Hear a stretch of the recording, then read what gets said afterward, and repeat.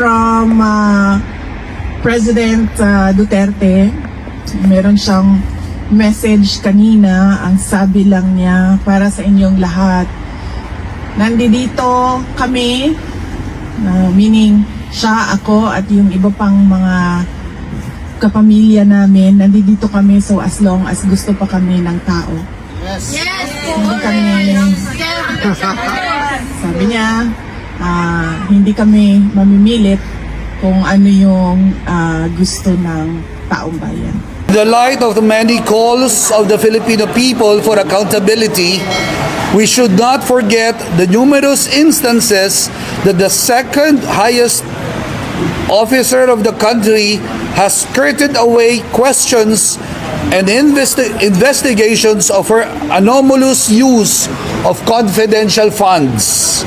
In the instance of being questioned by the representatives of the people in Congress, the Vice President Sara Duterte has blatantly refused her responsibility to answer to the people.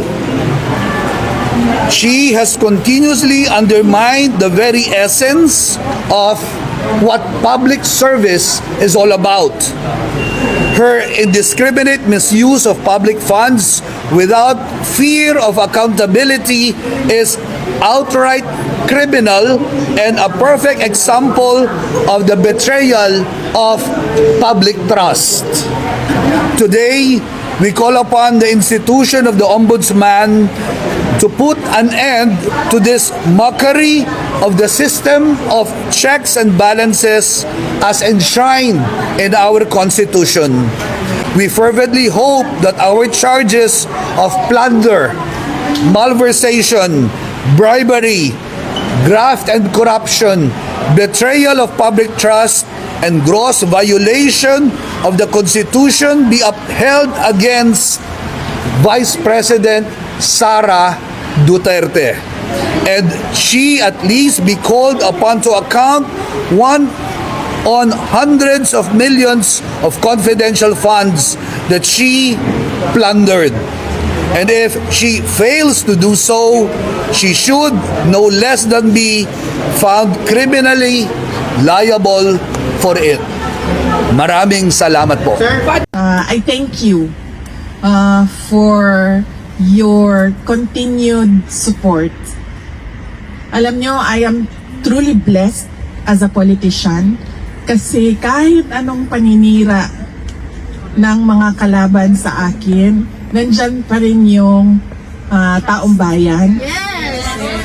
The trust is still The supporters from 2015, from 2016, from 2019, from 2022, nandyan pa rin kayo. At hindi kayo, and then you know how to discern ano yung paninira at ano yung katotohanan. And for that, I am truly blessed. And as I said, I thank you on behalf as well of all my colleagues in the Office of the Vice President.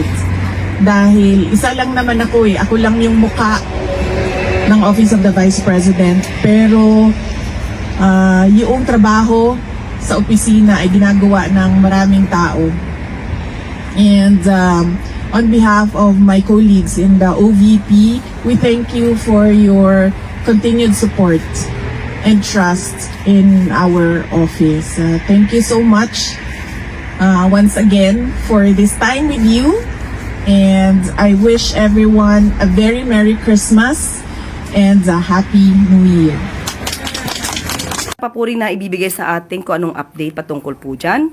At kung meron man pong ganitong instance, siguro po ay alamin po natin mula sa DILG.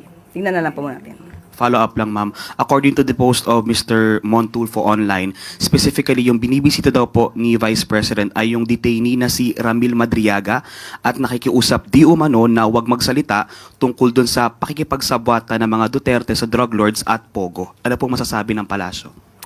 Nabasa nga po ito at nadinig na po at nakita kung ano yung naging statement ito si Ramil Madriaga na di umano ay bagman ng Vice Presidente at sasabi pa na mga pogo operators at drug lords ang siyang nag-finance sa pangangampanya ng Vice Presidente. Kung ano masasabi ng palasyo dito, mas maganda po siguro na si Vice Presidente muna ang inyong tanungin at kung ito kanya mapapasinungalingan. Resign, Sara, resign. Dapat nang mag-resign itong si Sara Duterte as Vice President because she has lost the moral ground to sit as the Vice President of this country. Dahil sa laki ng kanyang mga kasalanan, magmula pa doon sa mga intelligence funds at confidential funds na talaga namang halatang-halata na wilaldas lang niya. At tungkol din doon sa mga expenses na milyon-milyon ng Office of the Vice President na ang mga naka-item ay sobrang laki ng mga procurement nila na sinasabi lang nila na nagkamali. Pwede ka ba naman magkamali ganun? Paulit-ulit nagkakamali ka? Milyon-milyon nagkakamali ka? Mga items na nagkakahalaga ng halos 10% lamang from the amount that you have placed in your expenses. Talagang halatang-halata. No? Kaya dapat itong si Sara ay mag-resign na. At itong affidavit ni Madriaga ay punong-puno ng mga katotohanan magmula sa mga detalye, sa mga pangalan at sa mga lugar. Talagang makikita mo yung mga detalye at yung mga pangyayari ay talagang makatotohanan. At kaya dapat ay itong si Sara ay mag-resign. At bakit naman siya papasyal doon sa 10 oras ng gabi, doon sa BJMP para kausapin itong si Madriaga sapagkat natatakot siya na ito ay ilabas. Nailabas na. Kaya ngayon ay talagang wala nang karapatan itong si Sara na maging Vice President. Kaya Sara, resign. Sara, resign. Dapat na mag-resign ka dahil wala ka namang alam. Napakababaw ng utak mo. Isa kang boba. Saksakan ka ng boba. Hindi ka marunong magsalita. Lahat na lang gusto mo basahin. Walang laman yung ulo mo. You cannot even speak straight English. You cannot expound your thoughts. Paano na yan? Wala ka man lang statesmanship on anything. Alam mo nung nandun ako sa United Nations General Assembly sa Doha, Qatar, yung mga ministers doon, ang gagaling nila magsalita. Pero sila, mga galing pa ng mga African countries yan, pero ang gagaling nila magsalita nang walang binabasa. Nakakausap namin na talagang based on their experience, yung kanilang thoughts, yung kanilang mga sinasabi, the way they explain, ang gagaling nila. Itong si Sara, napakaboba, saksakan ng boba, walang alam. Kaya talagang hindi siya dapat maging Vice President. Buti na lamang at nahalata na natin kung ano pala ang qualities niya, kung ano ang capacity niya, kung ano ang mental state of mind niya. Talagang napakalayo. Hindi po pwede talagang maging leader yung ganyan dahil boba, saksakan ng boba. At wala talagang alam. At bukod pa doon, indilustay pa. Kaya dapat talaga, mag-resign ka na. Sara, mag-resign ka na. Ginugulo niyo ang Pilipinas. Puro kayo destabilization. Masama ang epekto sa ating bansa, pero sige pa rin kayo. Hindi kayo nag-iisip para sa bansa. Iniisip niyo, kaya niyo kasi gustong mag-resign si BBM o tanggalin si BBM, ay para makalibre kayo sa inyong mga kasalanan, para maitago ang inyong mga kaso. Kaya ganyan. Kaya kayo nagdi-destabilize. Kaya ikaw, Sara, dapat mag-resign ka na. Wala kang silbi. Boba ka. Boba, saksakan ng boba. Nananawagan ako sa ating mga otoridad na ilipat ng detention si Madriaga because of the propensity of Sara Duterte to order killings. Kung si Presidente Bongbong Marcos, si Lisa at si Martin nga ay inorderan niya na patayin. What more pa itong si Madriaga na nakakulong. Kaya dapat ay ilipat yan at bantayan ng gusto, pati sa pagkain. At baka siya ay lasunin. At baka rin siya ay patayin dyan sa riot dyan, sa BJMP. Kaya dapat ilipat yan sa lalong madaling panahon. Agad-agad ay ilipat. At yan ay bigyan ng proteksyon na hindi siya magagalaw ng kahit sino man. At mahirap na, baka yan ay patayin yan. Alam nyo naman, yung kanyang binabanggit doon sa kanyang affidavit ay mahilig magsalita ng ipapapatay. Kaya dapat yan ay talagang pangalagaan. Okay. Good morning everyone. Nakabalik na tayo rito sa San Juanico Bridge at dahil kung maalala ninyo nung unang sinara ito at ginawang limitado ang traffic dito sa San Juanico Bridge ay sabi namin gagawin ng DPWH aayusin lahat ng nasira dito na hindi na-maintain ng mabuti at we were hoping, ang aming prediction was makakapagtawid na yung 12 tons na truck dito sa San Juanico by Christmas time, by New Year. Mabuti naman, medyo na pabilis ang trabaho at ngayon pwede na natin buksan ito for 15 tons na truck.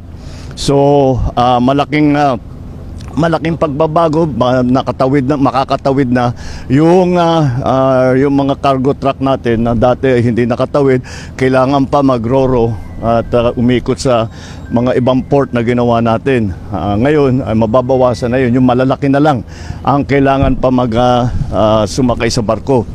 But meron pa rin plano para medyo ma-alleviate yung sitwasyon na yon. There is a plan from the local government, Mayor of Tacloban has brought it up, na paggabi, pag mas madalang ang traffic, baka pwedeng gawin ay magpadaan ng one-way lang kahit yung malalaking truck. Kasi kung sa ngayon, 2 ways, 15 tons. So 15 tons na magkabila. Pag one way na lang, kahit 30 tons, kayang tumawid. Pero one way lang. So ang gagawin, yung LGU, yung magkabilang LGU, sila magta-traffic para tiyakin na one way lang ang takbo. So isasara yung one side. Kagaya pagka tinatrabaho yung kalsada, ganun. That's the same idea. So we will explore that possibility para naman mas maging magaang ang ginagawa ng mga transportation workers na tumatawid at mas mapapabilis at hindi lang yon, siyempre makakapagbalik sila sa dati nilang binabayaran na ngayon nagbabayad pa sila para sumakay sa barko, ay baka mabawasan yung kanilang kailangan bayaran, which will also bring down transport costs, which will also bring down the price of goods. So it's ganun kahalaga itong trabahong ginawa dito.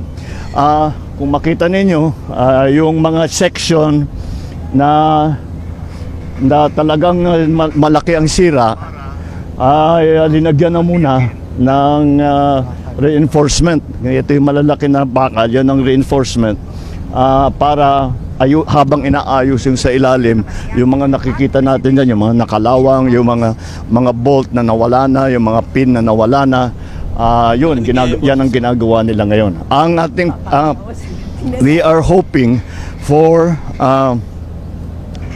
the total return of the bridges function to allow 33 tons two ways by the middle of when do we think we can? Third quarter of 26. Hopefully by the middle of next year, third quarter of next year, fully functional na ito.